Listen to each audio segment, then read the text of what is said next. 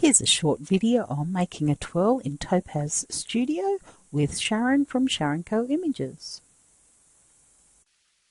Okay, let's make a twirl. So firstly, choose a picture that you like. I really like the colours in this iris, so I've chosen it. And first thing I like to do is actually add a little bit of definition to my photo. And to do this, you could use the adjustments, or I'm going to just use a preset, and I've found a really nice one which is called Extra HDR, so I can apply that. Now from here what we're going to do is add some motion blurs. Firstly, we're going to add a zoom blur, so we'll go to motion blurs. The default type of motion blur is zoom blur, so we're not going to change that, but we are going to increase the zoom intensity all the way up to 1. And then we're going to actually duplicate this adjustment. This adds a bit more zoom, and we're going to increase the intensity again up to 1.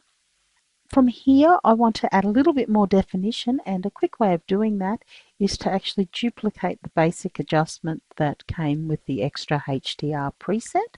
So we'll duplicate that. Now we have nice defined streaks to work with. The next thing is we're going to add another motion blur.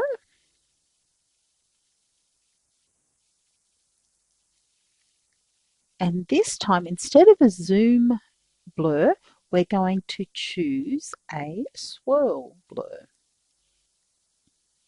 Now, as a default, the swirl angle is 0.2, and that's fine. What I do like to do, however, is I like to increase where my swirling is happening, and to add a little bit of interest, I'm going to move the center.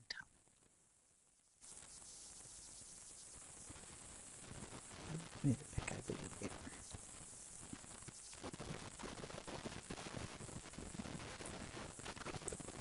Okay. Next, we're going to do the same thing. So we're going to choose motion blurs.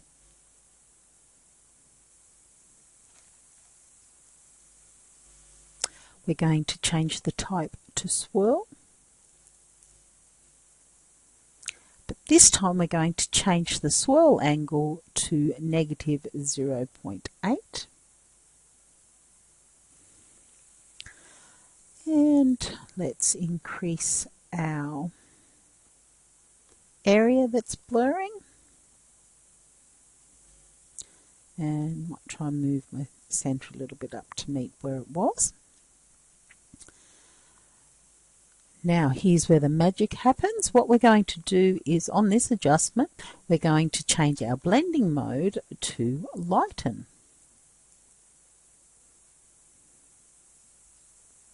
And ta-da, we have a twirl. Now my centers aren't matching up exactly, so I'm just going to move that a little bit.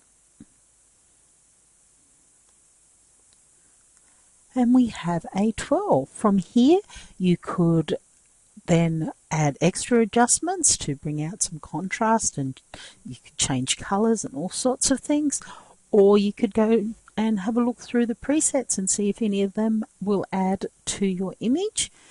You might also consider bringing back some of the original image.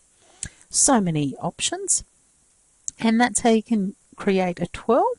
What I have done is I've actually created a preset, and I've called it Basic Twirl. So if we put in Twirl up here, you can see by one press